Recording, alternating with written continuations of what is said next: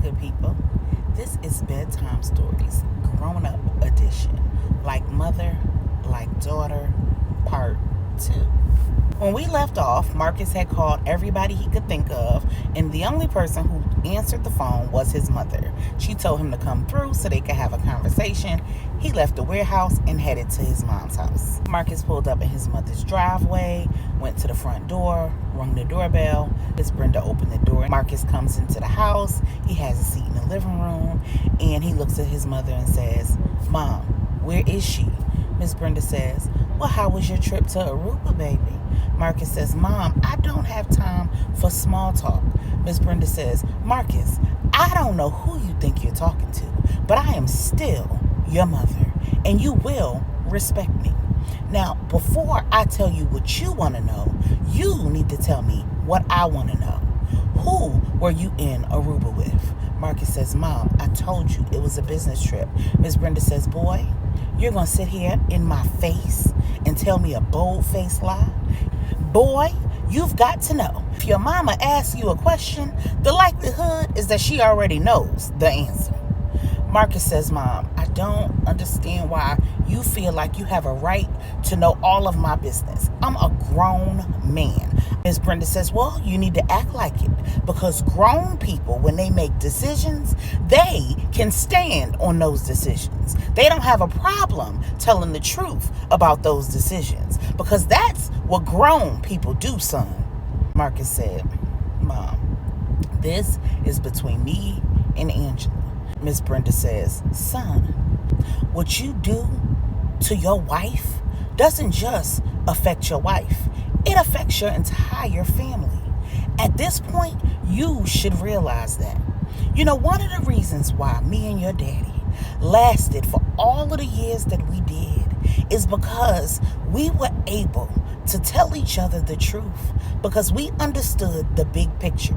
Your father wasn't perfect, baby. He made mistakes. When he made a mistake, he came clean. And together, we face the consequences of his actions. I was able to forgive him, and we were able to put the pieces back together because he was willing to be accountable for the choices that he made. If you learn nothing from your father, you should have learned that." Marcus said, "Mom, Dad and I never talked about his affair and how Marsha was created." Miss Brenda says, "Well, that was his failing. That was his fault. And it was my fault for not making sure that he had the appropriate conversations with you so that you wouldn't repeat that generational curse." Marcus said, "Mom, please don't start with the generational curse mess. I don't understand what your marriage and what happened with you and Dad even has to do with me and Angela." Miss Brenda says, "Literally, what's happening to you all is the same things that happened with her mother and father, same things that happened with me and your father, and you're not learning anything from it. Tell me, son, how long have you known that you were sleeping with your wife's sister?" Marcus just looked at his mother in shock. "So you mean the note that she left me saying that Jessica was her sister was true?" Miss Brenda says, "You mean to tell me you didn't know until you got that note? It's time to come clean, son." Meanwhile, Q and the property manager are unloading the truck that they just drove across country. Angela didn't take any furniture with her. She only took her personal effects, all her clothes, shoes, jewelry, paperwork, family heirlooms. Angela is walking through the house with the house manager. Angela's mother, Miss Cheryl, has an attorney. His name is Jeffrey. Jeffrey's responsible for managing all of the assets in the estate, the inheritance, and all of that jazz.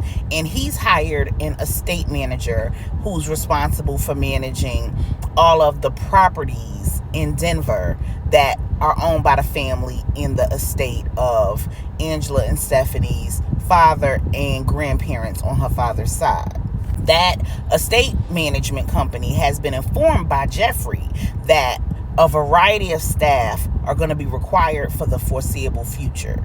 So the house manager is informing Angela that there will be a whole lot of individuals coming to the property the following day. There'll be a landscaper, a pool person, security staff, individuals to interview for the permanent housekeeper position, so on and so forth. And Angela is confused about why all of these staff are required for one house. The house manager goes on to tell her that all of these people have been background checked, that they all are experienced, they're either certified or bonded, and that they've all been informed that the occupants of the property are to remain absolutely confidential. She lets her know that the security firm that's going to be in place was actually procured by LJ personally, and that the security manager will be there later on to run through the security plan for the property. As the house manager wraps up her spiel, they reach the kitchen and they're looking out these huge floor-to-ceiling windows.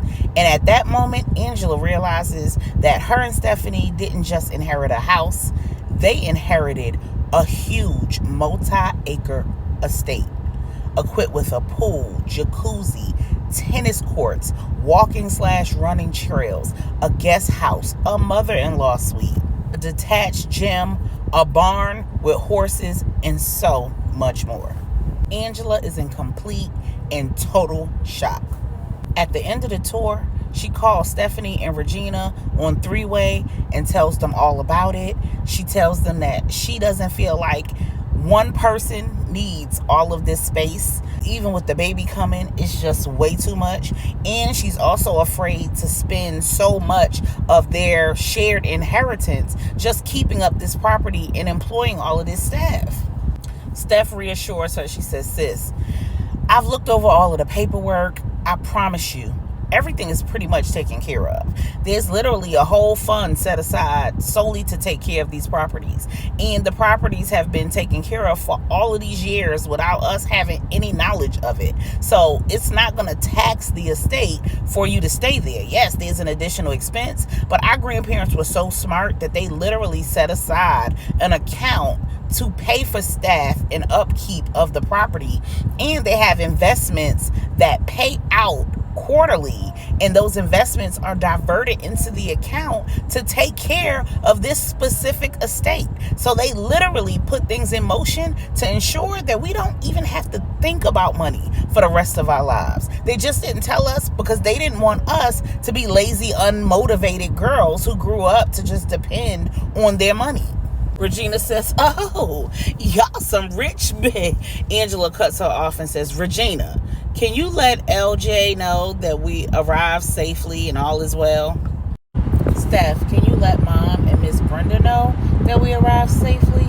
Both ladies agree to do so. They give their salutations and they get off the phone. Back at home, Brielle, the receptionist at Whitmire, Langley and Associates, is supposed to be working, but she's surfing the web when she gets a text message from her BFF. Before she can respond, the switchboard phone rings. "Whitmire, Langley and Associates, this is Brielle. How may I help you?" "Yes, may I speak with Miss Langley, please?" Brielle says, "Sure, one moment," as she places Angela on hold and transfers her to Lauren. Brielle then reads her BFF's text message and she responds, "Anger, we got screenshots."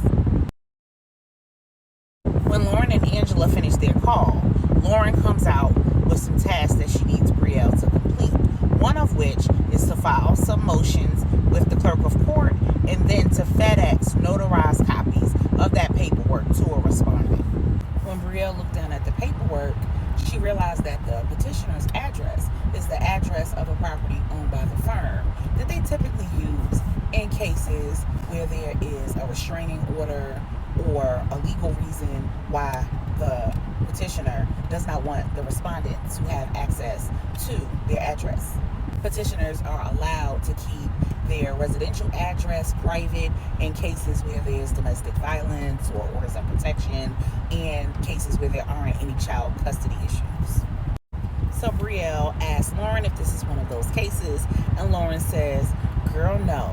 The wife just decided to relocate when she found out that her husband was having an affair with a psychopath while he was out of the country with the mistress in Aruba. At that moment, a response text comes in from Brielle's BFF. She looks down at it, pause to read, looks back up at Lauren and says, "Did you just say Aruba?"